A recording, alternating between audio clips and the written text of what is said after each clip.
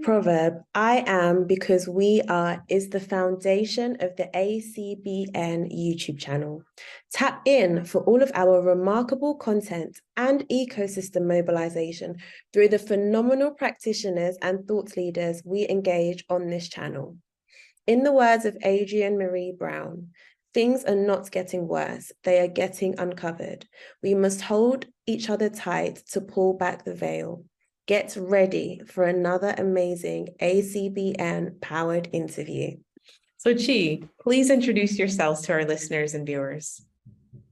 Thank you for that intro, Sarah. My name is Chiyi. My pronouns are she and her. I practice here in Toronto, Treaty 6 territory. I'm new to these lands. I grew up on Musqueam and Tsleil-Waututh lands out on coastal BC and Vancouver, which you all know. And so it's new for me to be operating here on treaty land. It's interesting to have some guiding frameworks of like, what would the share values look like? And I do a lot of work on land. So my primary intersection with the social economy is that, well, I operate in it in a very particular model. I'm very interested in community ownership, which is to say, how can we own real estate, business, property in the hellscape that we live in, where property systems still exist. In the interim, knowing that people are suffering now, how can we change it by 1 degree? So the model that I organize around is community land trusts.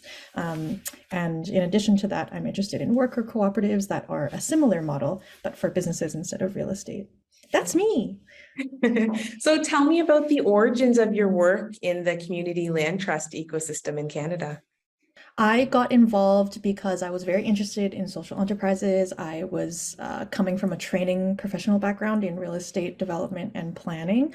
I knew that I wanted to use those skills to contribute back to my own cultural communities. I knew that I had a very focused interest in Chinatowns particularly. And before I pursued that training, I had been working in international development and in social enterprises for a long time. So I was interested to see how could I relocate my practice to my own local community in a way that's really culturally specific to me. And so community land trusts ended up being that solution. And so then I was tapped to work on one building acquisition. And initially it was just to help them buy a building. I was introduced to the Kensington Market Community Land Trust, which operates in the downtown core of Toronto in a neighborhood called Kensington Market.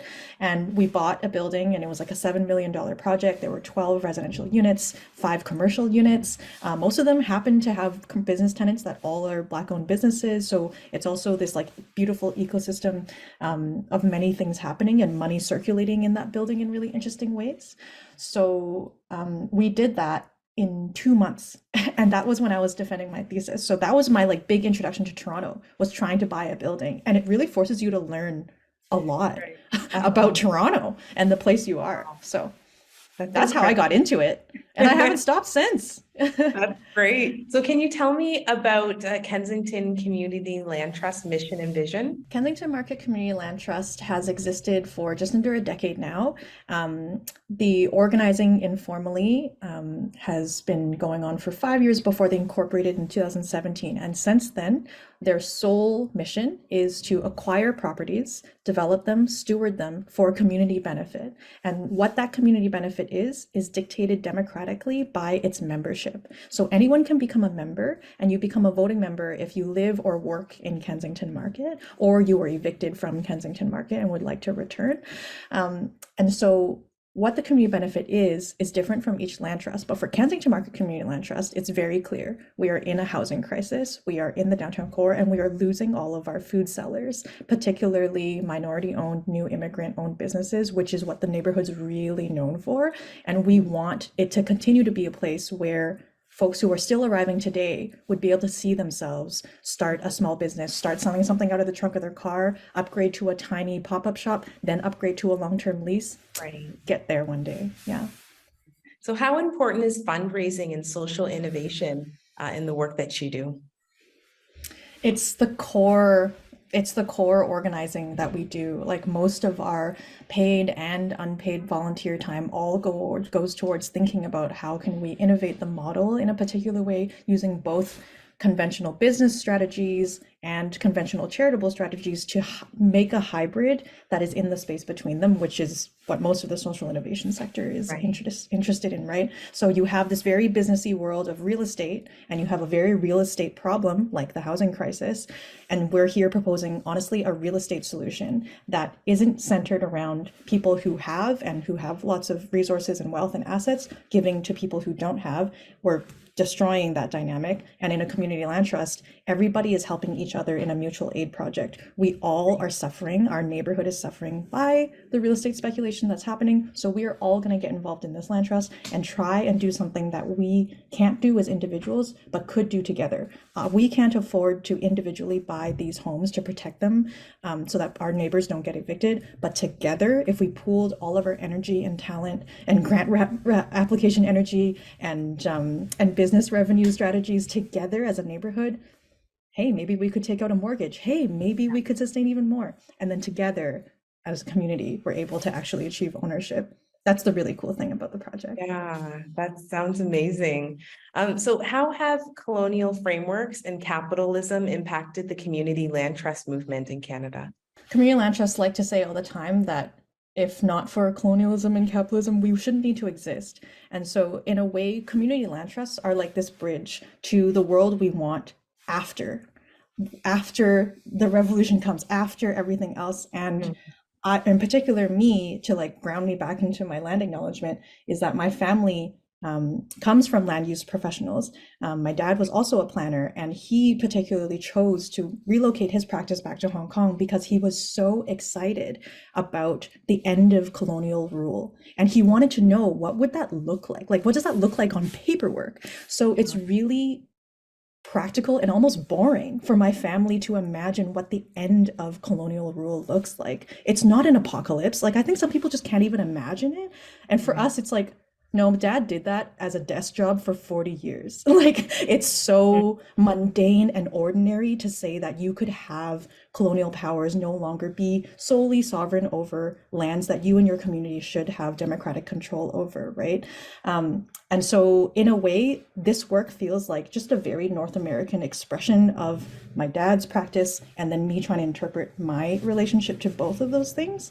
And something that we say about community land trusts often is that nobody should ever be introduced to community land trusts without knowing that Black people invented it. So the North Americans version of community land trusts was from civil rights organizing. So it comes from Georgia, it comes from the South, and it comes from a context where people were seeing that a lot of the Black-owned farmland, particularly, was being lost because younger generations don't want to take up the farm, and also it was so hard fought to be able to own the lands that you are farming on in the first place and earn all of that, keep all that profit to yourself.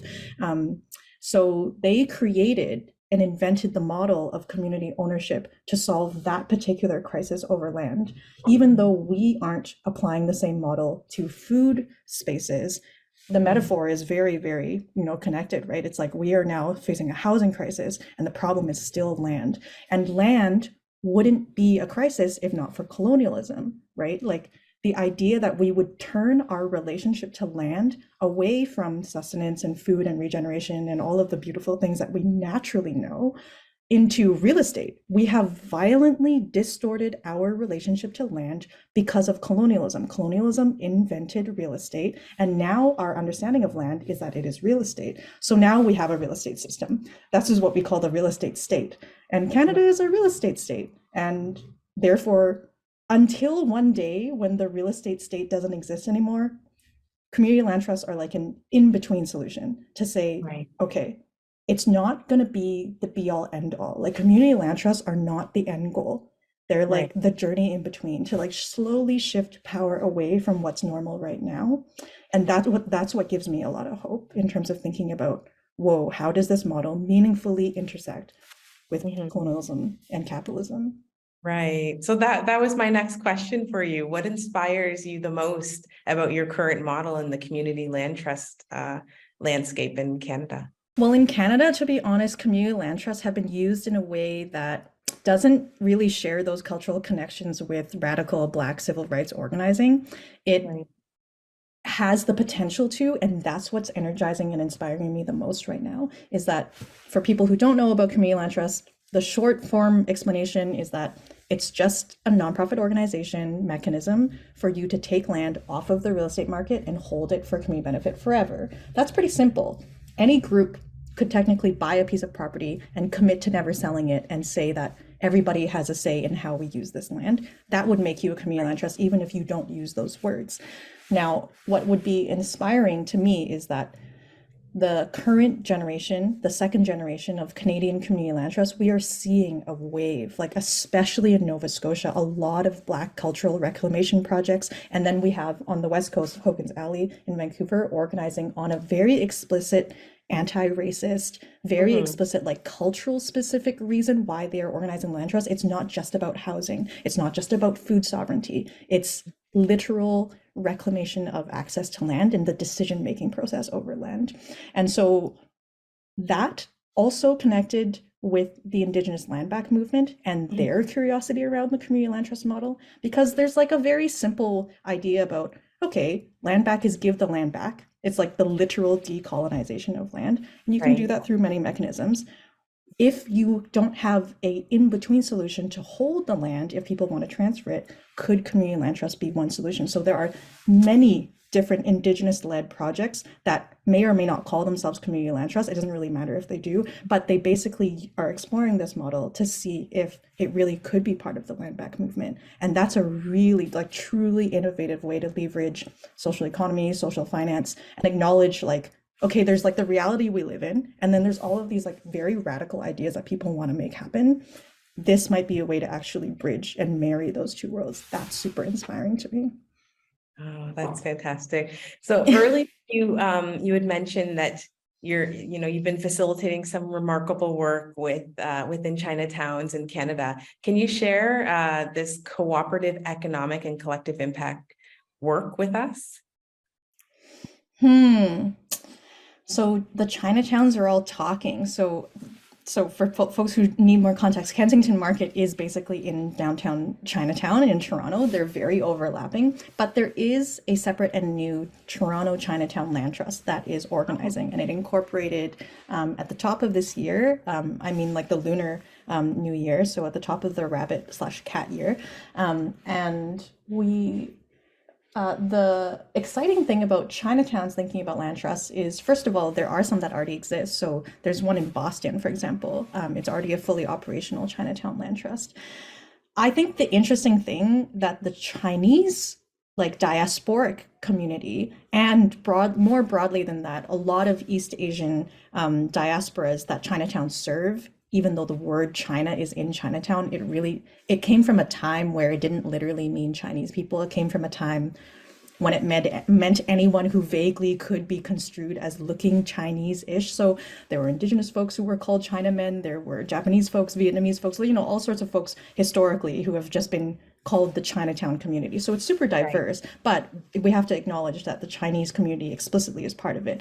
And I think it's worth explicitly acknowledging that there is a stereotype that Chinese people own real estate, and it's not untrue. So when we did a study of property ownership rates across the citizenship of what we currently call Canada, you can do like BIPOC versus average population property ownership, and it is lower. But if you isolate out just the Chinese Canadian community, they have like an 85% property ownership rate. That is way higher than the Canadian average. And so there is like a deeply traumatized relationship to land, which is the reason why I think culturally, my cultural community is so obsessed with owning land, because it comes from an insecurity, it comes from displacement, it comes from war, it comes from like stories in your family of like, if you don't figure this out, your life is not viable. And so they were very successful. And what the interesting thing about Chinese communities organizing into the land trust model is that it lets us contribute this privilege we have. It's like, okay, this strategy really worked for our community. Why? Why were we so good at that? What happened? What did we do right? Can we teach this strategy to other BIPOC communities or other groups who have land reclamation stories that are fully, in solidarity with ours? And I am so curious and interested, because I think that's really different than how other community ownership projects think of themselves. It's often coming from a place of like, we have no individual power, and so our only power is collective power. You hear that a lot of the time in social economy, right?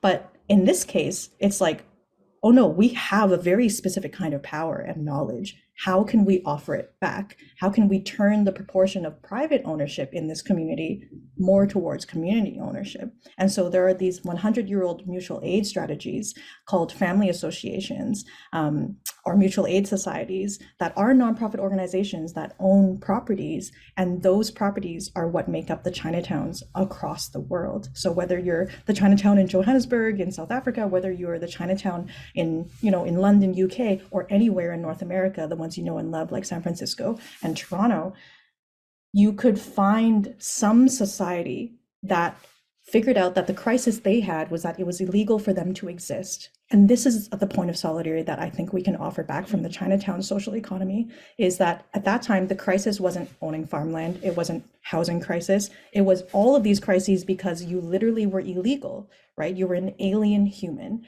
and you were charged a head tax to exist in North American land. And so your crisis is that you literally aren't even legally allowed to exist or own property or do anything by that matter. So how could you create security for yourself?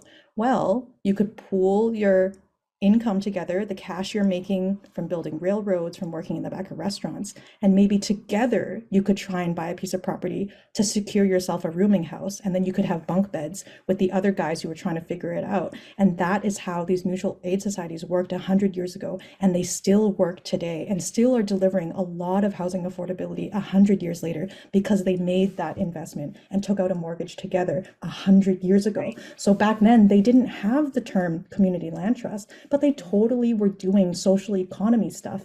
So we're just using that word now because we invented that word. Yeah. But our communities have been doing it. So that's super cool and fun to learn more about in this project. Right. So what are some of the challenges or barriers that you face in your work with Kensington Community Land Trust, and how are you and your team working to overcome them? The barrier is consistent funding. Yeah, it's trying to navigate the social finance system and just the conventional finance system to make these projects work. Like trying to keep up and play the same game as the speculative market is hard. It's so hard without an established amount of equity that we can mobilize on a dime in the same way that the other bidders that are coming from large investment firms are able to. So that's been really, really hard. And the model isn't very well known. So we're doing our best to educate a lot of people about it. And a lot of people are getting really excited about community land trust whenever they find out about it. So hopefully that turns into longer term policy supports as more policymakers and politicians and members of the public broadly start learning about community ownership strategies that already probably secretly exist in their community and are the reason why their particular neighborhood feels cool, whether that's a beach that's under an environmental conservancy or a credit union or like a small loans club that their mom and auntie participated in. Yeah. So do you have a set of key funding priorities for your work right now? Right now, I'm trying to buy a building. So right now, I'm looking for $2 million from somebody to buy the building that I'm trying to buy. But I'm always trying to do that. Like every day, I'm trying to buy a different building. And that's just what community land trusts do. That's what my members expect me to be spending the hours that they've fundraised to pay me for to do. Like the neighborhood is my boss. And they're like, you have one job, Chi. You got to go protect these buildings when the opportunity comes. So a lot of it is trying to find more sustainable funding for, professionals like me to be able to build a career and directing their skills in planning and development towards community land trusts and more alternative models. And then there's the other kind, which is we need actual capital contributions to try and take some of these assets that the community deserves to protect out of the speculative market. Oh, great. So how do you feel about the future of community land trusts in Canada? I'm so excited. I'm so excited for some of the second gen CLTs that I was talking about to start developing new buildings. I think that would really make even more people find out about the model, make them even more excited to know that community land trusts aren't just about preserve and protect, they are. A lot of our energy is how can we protect the buildings that already exist, because we are losing them. They're getting demolished. People are getting evicted out of them when they're perfectly good buildings that haven't gone to the end of their lifespan. It's such a waste. And also the rents just get jacked up and the building doesn't actually get any better.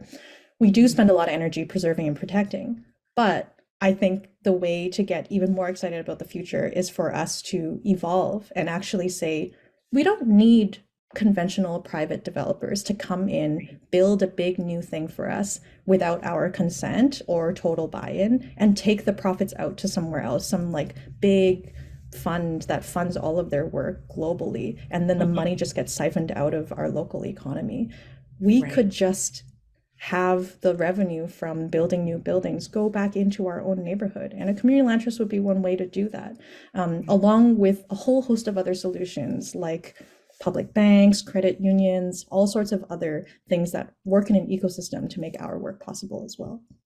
Absolutely. So before we head out, do you have any calls to action or any closing thoughts that you want to share? If there isn't a community land trust close to you, organize one.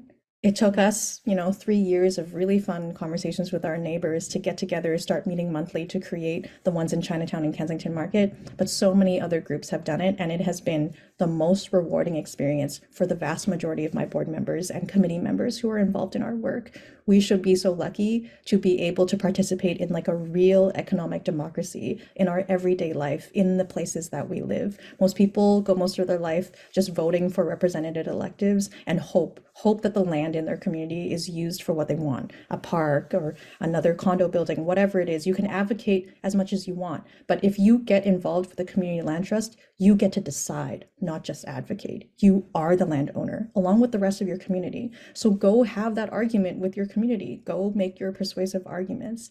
And if there is a land trust near you, go become a member, get involved, help them fundraise. We're losing buildings every day to big investment firms. We're losing them for no good reason, because some people are retiring and their kids don't want to do property management anymore. We're losing them for nonprofit spaces. We're losing them for cute little grocers, and they're turning into hipster coffee bars and becoming way more expensive. So there's lots of reasons. Whatever your reason is, probably the land near where you are living needs to be protected in some way, and hopefully you'll get involved. Yes. Do you have any anywhere where we can go to find resources on how to start a land trust? Oh, totally. So you can always send us an email, but I can now happily tell you that all of the land trusts have gotten together and we've created an association. So there's now a Canadian Network of Community Land Trusts. We're so happy to have hired our first staff person to make it a real association in that way. And now we'll have a lot more capacity to respond to all of the overwhelming interest and emails and technical support that people really want our assistance with. So the cool thing is people are out there organizing their neighborhoods, whether it's like a really rural community up in the Yukon, or if it's a really urban core kind of project in the south of Ontario.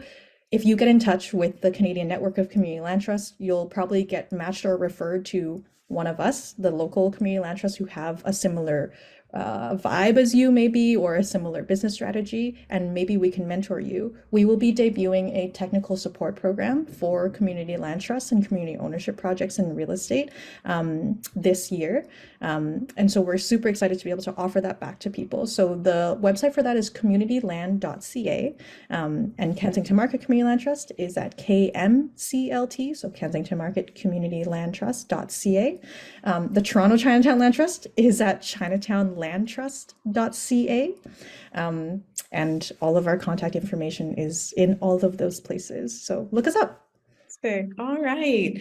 Thank you so much. We appreciate your time and your remarkable leadership. And we want to close the same way we began this interview, by acknowledging the original stewards of the various lands that we're on, and also acknowledge our ancestors. So we acknowledge all those who toiled without compassion or compensation. And we acknowledge all of the elders and community stalwarts whose shoulders we stand on as we build, share, and learn together for our collective liberation and sovereignty. Thank you so much, Chiyi. Thank you for being so prepared.